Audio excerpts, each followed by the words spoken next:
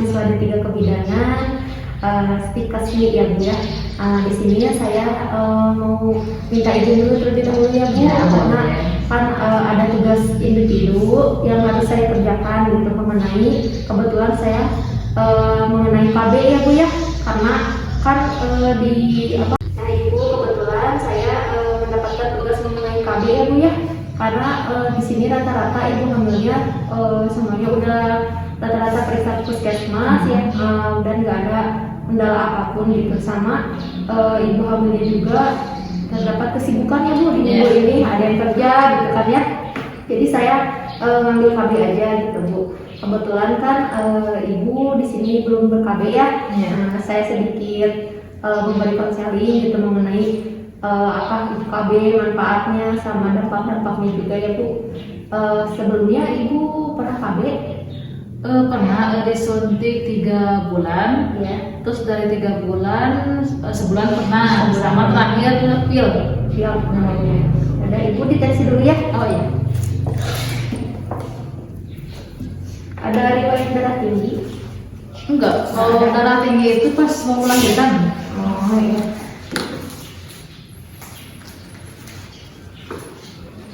Masuk ya.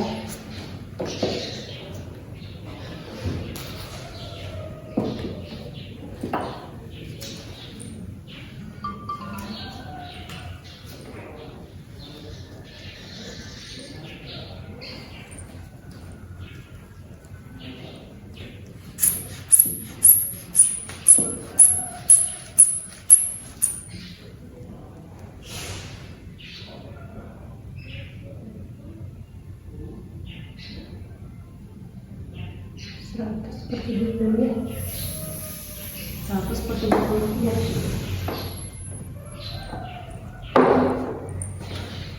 Rendah ya Bu ya. Iya, sekarang dah. Sekarang.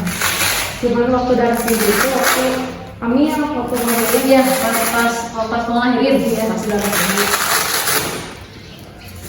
Tapi kalau misalkan darah apa tuh namanya tensian kan 100/70 gitu ya. Terus HB-nya kemarin 12. Tapi kok bisa lolos ini ya? Darah-darah. Bisa lolos Bisa ya? Oh 12 masih normal gitu. Iya 12, kalau misalkan 11 ke bawah. Oh, HB-nya berarti ya udah itu ya, ya, anemia. anemia gak bisa. Terus kalau donor darah kan ngaruh juga berat badan. Kalau berat badannya cukup gitu untuk donor darah, bisa untuk donor darah. Biasanya sih kayak gitu. Nah ibu sebelumnya kan ibu pernah ber-KB ya, jadi mungkin sedikit banyaknya udah tahu gitu mengenai macam-macam KB gitu. Mungkin ibu cocoknya di KB yang suntik 3 bulan atau yang 1 bulan ya. Nah ibu udah tahu ya mengenai KB. Sebelumnya ibu tahu gak Bu KB itu apa? Untuk menjaga jarak ya, menjaga jarak kehamilan. Bisa untuk mencegah kehamilan juga bisa. Terus sehingga kehamilan itu tidak terjadi di waktu yang diinginkan gitu ya. Sebelumnya ibu kenapa gak di KB? Saya ingin maksudnya itu pengen punya anak lagi Pak, Punya anak lagi. tapi itu kan tergantung sama yang di atas ya. Misalkan dikasih alhamdulillah gitu, kalau misalkan belum ya berarti. Iya. Usianya berapa tadi? 37. 37 ya. 37 kalau misalkan di dalam teori 37 itu udah berarti masuk ke ibu yang resti ya. Rentannya. Resiko tinggi gitu. Kalau misalkan emang dikasih gitu sama Allah di usia yang 37 tahun, insya Allah ibunya sama bayinya sehat gitu. Kalau misalkan tergantung kitanya juga, kalau misalkan kita menjaga kehamilannya, insya Allah gak terjadi yang sesuai teori itu gitu. Karena kan teori itu bisa kita ditebas gitu. Kalau misalkan kitanya melakukan misalkan pemeriksaan kehamilannya ke puskesmas, Kita kayak rajin gitu ya. rajin gitu meriksa tekanan darah. Yang penting sih kalau misalkan untuk usia 37 tahun ke atas itu yang penting dicek ini Bu tekanan darah harus dicek rajin, sering lah gitu kalau misalnya dicek. Terus sama ini kan kebanyakan yang hamil usia tua itu rentan nanti eklamsi sama preeklamsi ya, bengkak gitu Di kaki ya? di kaki, di wajah gitu. Nah nanti diceknya itu, nah ibu preeklamsi itu kan nanti bisa dicek itu dengan yang pertama bisa dengan tekanan darah. Biasanya sih yang mengalami preeklamsi itu yang tekanan darahnya tinggi sama dicek juga protein urin gitu. Tapi nanti bidan menyarankan misalkan kalau misalnya apabila ibu punya dapat rezeki gitu dari Allah hamil, nanti pasti lebih diprioritaskan ya buat keselamatan. Diperhatiin lagi gitu ya. Diperhatikan gitu kondisi ibu sama bayinya gitu. Terus sama makan minum tablet FE Yang penambah darah ya.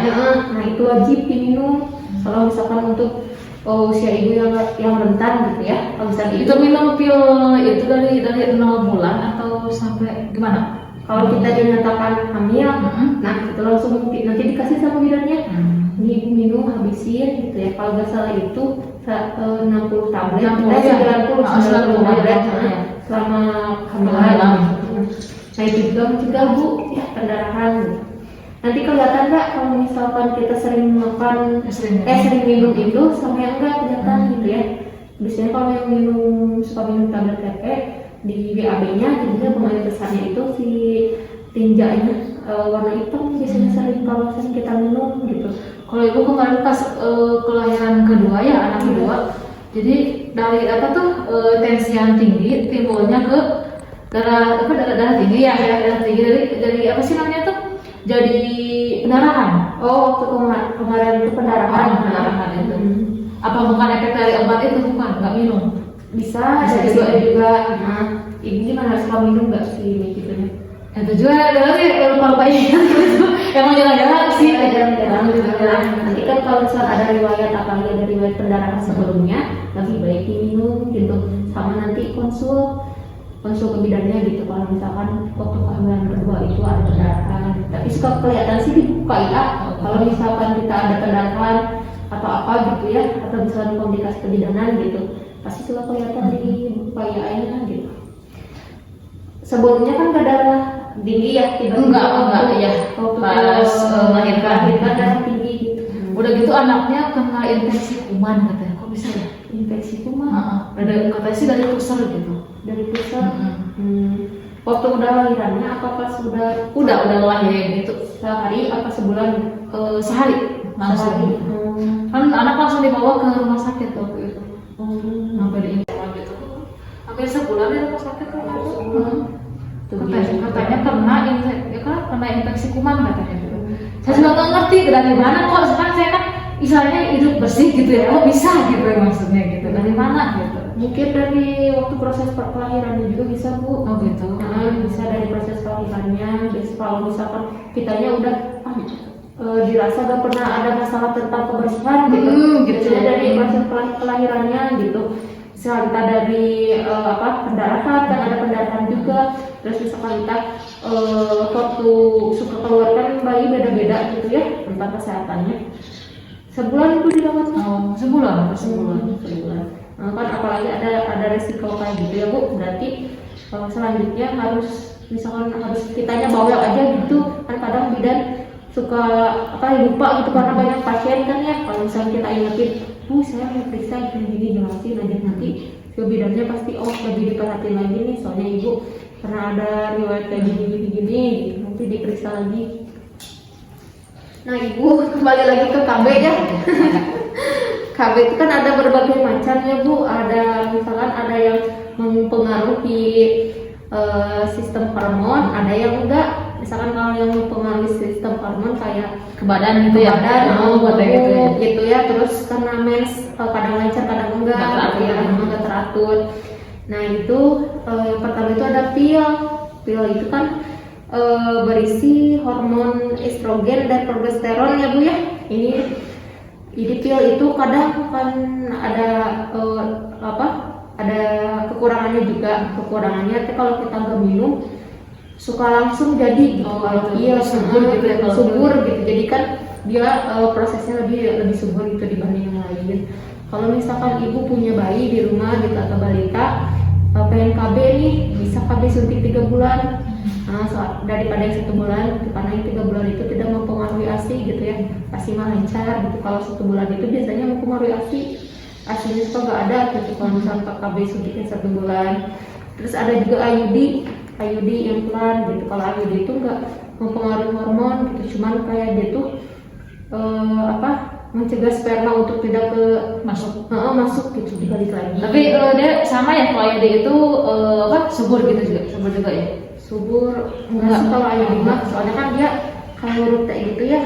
Jadi kalau misalkan si sperma masuk itu jadi rahim gitu tuh bentuknya gini ya Bu. Gini ditutup gini jadi balik lagi gitu. Enggak. Kecuali kalau misalkan posisi IUD-nya gitu.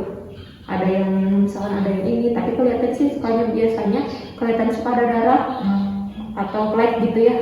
Kenapa ya? Atau sakit di bagian perut, biasanya itu karena IUD-nya berpindah tempat gitu ya posisinya. Terus ada MOP, ada itu juga ya Bu ya. Kalau MOP mah kan pasti ada kurang diminati gitu ya. Sama masyarakat ya kayaknya jarang-jarang gitu. Karena kan udah operasi ya ribet gitu Gimana kayak lu gimana gitu. pasti juga ya teh ribet gitu. Emang kebanyakan pasti yang suntik sih yang praktis gitu. Suntik sama pil. Biasanya males rumah sakit, suntik wae gitu, pil wae gitu. Jadi karena pil itu kan berat badannya ngaruh gitu, jadi bergede gitu. Kadang-kadang ibu-ibu teh yang pengen badannya bagus mah nggak minum pil gitu, lebih ke IUD gitu, nggak misalkan gitu. Karena IUD jaga waktunya lama. Bu, ada yang mau ditanyakan seputar KB? Udah sih udah paham. Kalau misalkan ibu nanti misalkan mau rencana KB atau misal kan ini mau tadinya ibu mau ber-KB kan karena pengen punya anak gitu. Kalau misalkan mudah-mudahan rezekinya ada ibu, misalkan ibu mempunyai anak, alhamdulillah misalnya ya itu tadi harus rajin gitu periksanya ya. Karena kan restil gitu dari umur ya.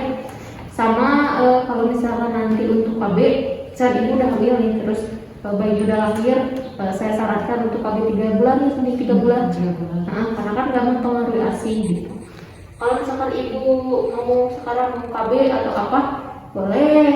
Kalau misalkan, aduh ini teh bingung antara pengen KB atau pengen punya anak gitu, nanti bisa ibu bicarakan sama ibu gitu, sama keluarga gitu. Kayak gimana baliknya gitu ya. Emang ibu ada berapa keluarga? 2. Oh 2. Anaknya ada 2 ya? Anaknya 2. Cowok semua? Cowok semua 2. Kayak cewek ya Bu ya? Dan yang ditanya ibu? Enggak, udah cukup. Ya udah ya ibu, makasih ya, saya mengganggu waktu ibu. Kasih sama ibu bersantai. Izin pamit ya Bu. Ya, Assalamualaikum warahmatullahi wabarakatuh. Waalaikumsalam warahmatullahi wabarakatuh.